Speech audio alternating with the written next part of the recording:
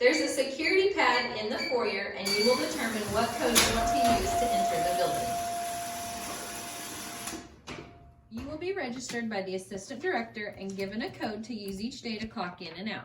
The clocking computer is located in the foyer. Click Start Here and go to Employee and complete your time. This is to be done when you clock into work and then in and out for lunch and at the end of the day. And make sure that you go into the resource room and write it on your timesheet.